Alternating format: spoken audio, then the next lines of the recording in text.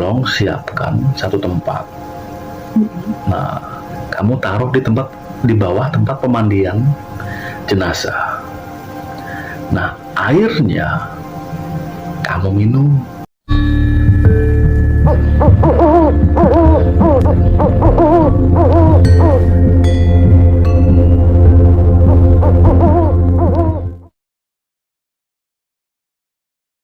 Assalamualaikum warahmatullahi wabarakatuh. Waalaikumsalam warahmatullahi wabarakatuh. Satu buah cerita, dan ini dialami oleh Pak Di saya sendiri. Sebut saja namanya Parlan, atau nama lengkapnya Suparlan. Beliau ini di saat muda memang terkenal badung atau bandel.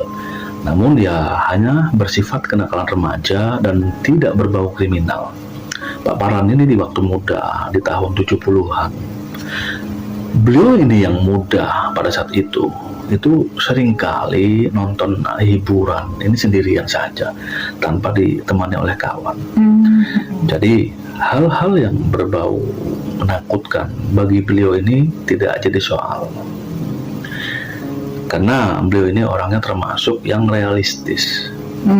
Pada suatu hari Mas Parlan ini sedang mengobrol dengan seseorang sesepuh desa. Sesepuh desa ini sebut saja dengan namanya Pak Basuki, bukan nama sebenarnya. Sesepuh desa ini ya memang terkenal bisa mengobati dan paham dengan dunia goib. Nah, di dalam obrolan itu ini ada satu percakapan bahwa di sana ini Pak Parlan memang ya intinya tidak percaya dengan dunia goib atau dunia halus. Bahkan dengan pongahnya ini Mas Parlan ini bilang ke Pak Basuki, "Wah Pak De, saya sih jujur, yang namanya dengan dunia goib, setan, merkayangan, danyang segala macam, saya nggak percaya. Karena apa? Karena setiap malam itu saya ke tempat-tempat yang sepi dan segala macam itu tidak pernah mengalami hal-hal yang menyeramkan." Nah, dengan bangganya Mas Parlan berbicara seperti itu. Mendengar ucapan Mas Parlan, ya Pak Basuki ini pun hanya tersenyum saja sambil manggut-manggut. Tidak ada rasa atau kelihatan marah dari orang yang sudah sepuh ini. Dan akhirnya Pak Basuki pun bilang, "Yaudah Mas Parlan, kalau sampai membuktikan kalau jin atau setan itu ada, mau nggak saya kasih tahu caranya?" Nah, Pak Basuki bilang seperti itu. Ya akhirnya pun Mas Parlan menyaut, "Boleh Pak, nanti akan saya coba. Tolong kasih tahu caranya bagaimana." Nantang. Akhirnya Pak Basuki pun bilang, "Udah gini Le, kamu kalau ada yang kamu tolong siapkan satu tempat. Nah, kamu taruh di bawah tempat pemandian jenazah. Nah, airnya kamu minum. Sebagian kamu buat cuci muka. Itu kalau kamu berani." Nah, di sini Pak Basuki malah semakin menantang kan. Ya, mendengar tantangan Pak Basuki, jiwa muda Mas Parlan ini tertantang. "Wah, siapa takut Pak, nanti akan saya coba." Singkat cerita, obrolan itu pun sudah selesai. Beberapa minggu kemudian itu di daerah kami ada yang meninggal. Yang meninggal ini adalah seorang laki-laki, ya sudah sepuh, dan kebetulan memang tidak jauh dari rumah Mas Parlan. Nah, Mas Parlan remaja di sana ini pada saat itu ya datang atau takziah ya. Nah, kemudian karena sudah remaja ini kan ya tidak dicurigai lah ya. Akhirnya ke tempat pemandian di sana ini Mas Parlan menyiapkan satu buah seperti ember kecil ya. Itu ditaruh di bawah ranjang tempat untuk memandikan jenazah. Kemudian jenazah itu pun dimandikan. Nah, Setelah jenazah itu dimandikan, maka ada air yang tertampung di tempat yang sudah disediakan Mas Parlan. Kalau kata Mas Parlan itu tidak banyak, mungkin seukuran ember kecil ya.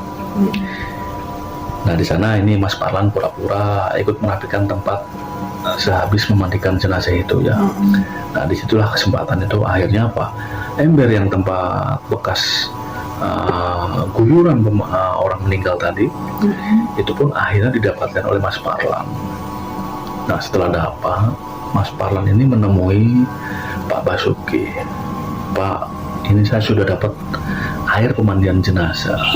Mas Parlan ini menemui Pak Basuki dan bilang, Pak, syaratnya sudah ada. Ini air bekas pemandian jenazahnya sudah saya dapatkan. Pak Basuki pun bilang, ya udah Le, sekarang sebagian lagi kamu untuk cuci muka. Lalu ucapan Pak Basuki itu pun diiyakan oleh Mas Parlan atau dilakukan. Nah setelah itu tidak terjadi reaksi apa-apa, ya seperti biasa saja ya. Nah kemudian di situ pun ya Mas Parlan pamit sampai rumah. Mas Parlan itu ya kira-kira sampai rumah itu jam 1 siang. Akhirnya Mas Parlan ini mandi. Nah setelah mandi Mas Parlan pun istirahat. Dia juga tertidur akhirnya. Namun di dalam tidur itu dia memang bermimpi. Jadi dia tuh melihat seperti dia melihat tubuh dia sendiri. Jadi dia itu seperti terbang, namun di bawah ini ada tubuh dia yang sama persis bentukannya seperti tubuh dia. Dia teriak-teriak, dia ketakutan, sampai pada akhirnya dia terbangun. Dia merasakan demam yang teramat tinggi. Jam pada saat itu sudah hampir maghrib. Ya kondisi pada saat itu memang belum ada listrik ya. Jadi menggunakan lampu minyak tanah. Nah setelah gelap dan lampu itu pada akhirnya menyala, Mas Parlan ini teriak. Kenapa? Di dalam rumahnya itu dia banyak sekali melihat penampakan makhluk yang sangat menyeramkan. Ada yang tinggi besar, berbulu, ada yang seperti perempuan, ada tuyul, ya intinya macam-macam bentukannya. Sampai akhirnya setelah teriakan itu, kedua orang tuanya pun datang dan menanyakan apa yang terjadi. Dan Mas Parlan sambil menutup mukanya, dia itu menunjuk-nunjuk. Jadi bahasanya takut seperti itu ya. Sampai mandi keringat. Namun makhluk-makhluk itu tetap tidak hilang. Sampai akhirnya Mas Parlan ini sambil menutup muka, dia dituntun ke kamar dia sambil tertidur.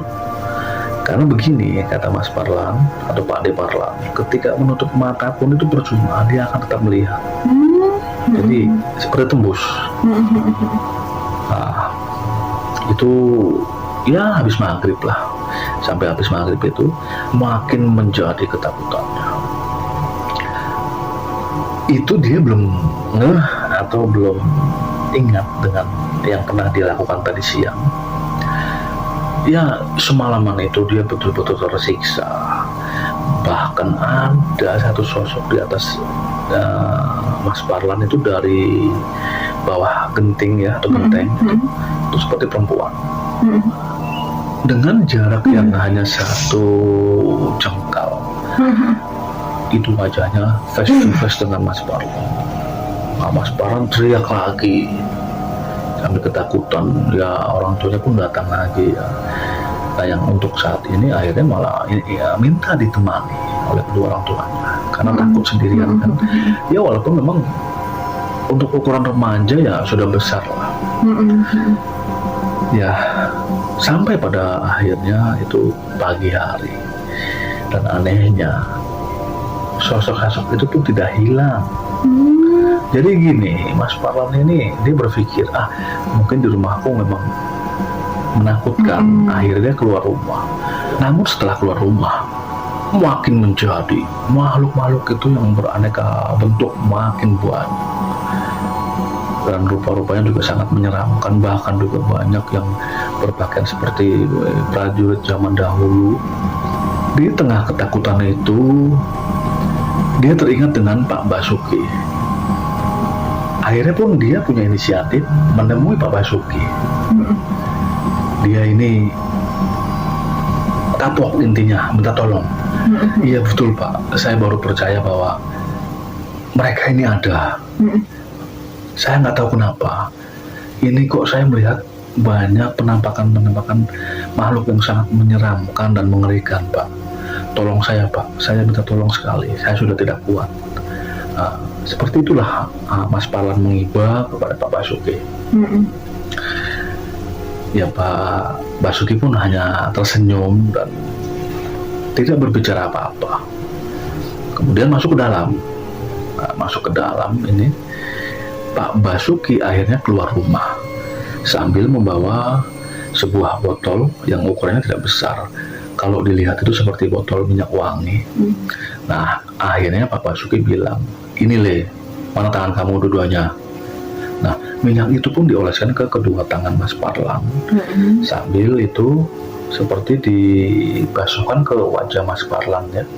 Dibasuhkan dari awal muka, wajah, itu sampai ke tangan, sampai ke seluruh badan, akhirnya sampai di kaki. Nah, setelah itu kemudian juga diminumkan oleh Pak Basuki segelas air putih. Nah, anehnya begini, setelah diminumkan air itu dan diusapkan minyak, itu perasaan dan hawa badan panas di tubuh Mas Parlan tuh mendadak seketika seperti hilang. Yang tadinya ini seperti demam ya, itu hilang dan terasa sangat nyaman sekali. Sampai pada akhirnya tidak sadarkan diri, jatuh terduduk. Namun ini seperti orang yang sangat mengantuk sekali ini Mas Parlan. Dan tertidur, ya mungkin itu pingsan ya. Dan bangun itu sudah berada di dalam ruang tamu Pak Basuki. Setelah melihat sekeliling, makhluk-makhluk yang sangat menyeramkan itu tadi pun akhirnya ya sudah tidak ada. Tahu Mas Parlan ini sudah siuman, akhirnya Pak Basuki pun menghampiri dan sambil berkata, "Piye Le, udah bangun belum?" kata Pak Basuki. "Wah iya Pak, udah bangun alhamdulillah." Nah, di situ pun akhirnya Pak Basuki bertanya lagi, "Gimana pengalaman yang kamu alami barusan?" "Wah iya Pak, saya baru percaya, baru melihatnya bahwa mereka itu sebetulnya ada Pak. Dan saya kapok Pak, saya tidak berani lagi macam-macam," kata Pak Parlan kepada Pak Basuki.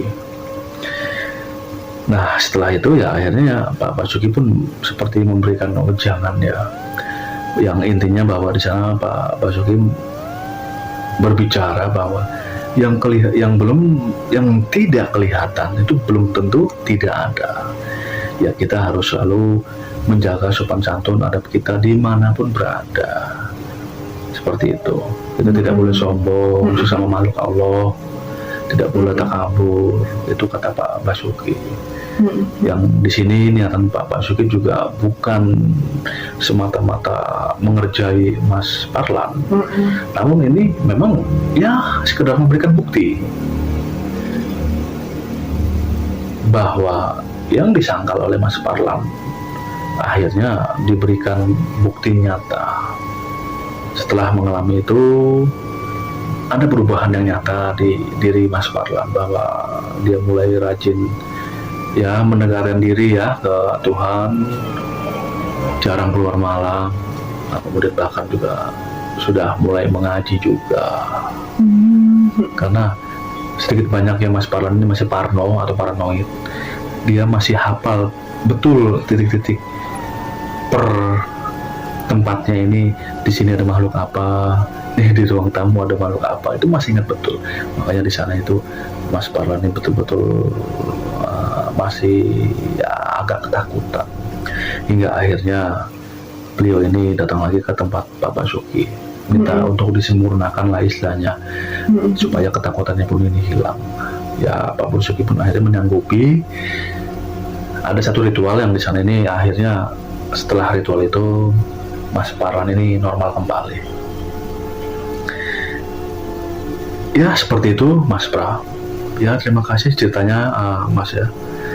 Dan saya juga mengucapkan banyak-banyak terima kasih kepada kawan-kawan subscriber yang intinya karya-karya saya ini masih disaksikan atau ditonton.